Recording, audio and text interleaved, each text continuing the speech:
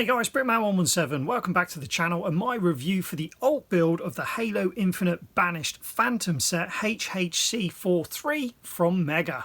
Before we get into the nitty gritty of the build, I just want to say straight off the bat that I think this is the best looking alt build that Mega have produced to date for the Halo Infinite line. And my reasoning for this is quite simple. It would look well at home on the battlefield of Halo Wars 2.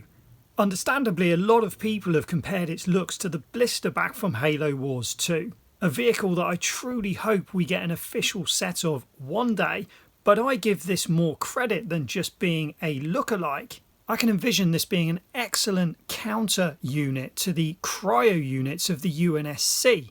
If you were playing as the Banished and the UNSC Frostraven came in and froze some of your units, you could select this unit to counter the cryo effects. You simply click on it, click the unit that's been frozen. This would fly in similar to the blister back, land in close proximity and spray an anti-cryo fluid all over the unit from its orange tank stored on top, freeing that unit from the cryo state and allowing it to return to battle unscathed. So that's my primary reason for being so impressed with this alt build, its authentic Banished appearance, not to mention its fantastic shelf presence. It looks really good on display.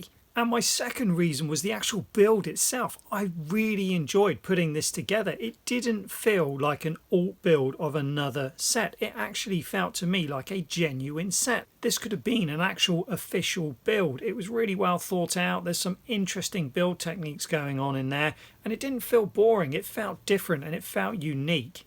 And for any of you that would like to see the full build process, I've put a link to a full build video in the description below for you. So regardless of how good I think this build is, it's not all cupcakes and rainbows, unfortunately. There is a downside to this build, which for some of you may be an issue, even if it's not for myself personally. But I'll come back to that later on in this video. And also a quick note that I won't be covering the figures in this video. I'll cover those when I do the main review for the Banished Phantom itself. Taking a closer look at the build, you can see that the legs have that classic Banished angular look about them and have been finished off very nicely. As you can see, they do have a limited range of motion, but they're not really what I would call posable. The engine air intakes from the old Pelican gunship, recoloured in black and silver, have been used to good effect on the main body. These silver cone pieces that we've seen in countless previous builds from Mega give an almost seamless waistline effect, the only downside being that unfortunately it does not rotate, even though it looks like it probably would. As you can see, they've successfully managed to incorporate these projectile shooters onto the side of the main body in such a discreet way you hardly even notice they're there. On the front of the build, you've got two posable pincer style appendages which can be moved up and down, which gives this thing a real insect like appeal. There's also two further ones underneath which just adds to the effect. The inclusion of the trans blue, yellow and orange pieces from the original Phantom build add a welcome splash of colour to the otherwise traditional Banished colour scheme. To access the interior, you can simply raise the roof and nose section forward whilst dropping either side panel down to allow easy access to the generous interior, where you can see there's not one but two translucent orange control panels. And just to give the build a little bit of extra variety, there is a very complicated and tricky way to fold the main cannon from on top of the build down into the backside of the build by lifting the rear section back, twisting and folding. Not the most easiest thing to do, but if you follow the instructions it does work, which ultimately gives the build a slightly different look. So that's the good, and after that glowing review, I'm sure you're wondering, well, what could the bad be? And for me personally, as I said earlier, there is no bad. All I want from this is for it to look good on a shelf, and for me that box is firmly ticked, end of story. But if you're somebody that wants to interact with these sets, it's a slightly different story. What you couldn't see in the earlier part of this video when I was showing you all the features was how careful I was being when interacting with this set. And that's because you have to be. It is incredibly fragile. If you allow the legs to move up and down to simulate a walk, it starts to splay the base apart due to the load on the hinge segment, so needs consistently pushing back together. If you lift the build from the main body at slightly the wrong angle, it tends to separate from the base section. As you raise the rear cover for if you want to fold the gun away, if you go back too far, the side panels clash with the tail end, causing them to splay out, which gives you this awkward angle, which then has to be reset manually.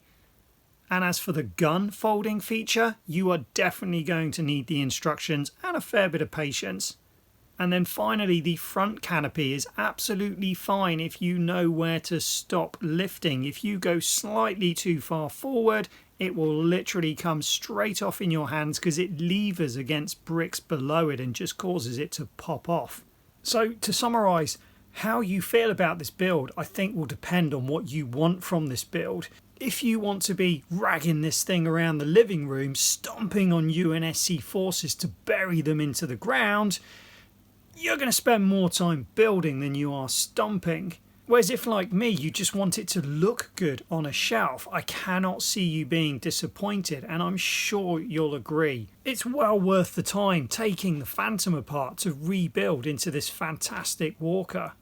That said, since finalising this video, the walker has since been stripped back down and rebuilt into the Phantom once again. Why? Because that's why I bought the set. So therefore it's highly unlikely I'm going to choose to have the rebuild on show over the actual set that I paid the money for. And I think that's what you need to keep in mind when you're judging these alt builds. They're effectively freebies. They're just something else to give the set slightly more value, having a secondary build you can choose to build or choose not to. And whilst historically I've always felt I could live with or without the addition of alt builds in the Halo Infinite line of sets, they've never affected my purchasing decisions one way or another. Yet this time it was a pleasant surprise to feel like I did actually get some added value from the set, appreciating the build and the end result of this walker, even if it is a little bit on the fragile side. And if you'd like to know my thoughts on the actual set, the Banished Phantom, be sure to stay tuned because that video will be coming soon. But until then, as always, thanks for watching, don't forget to subscribe, and we'll see you next time.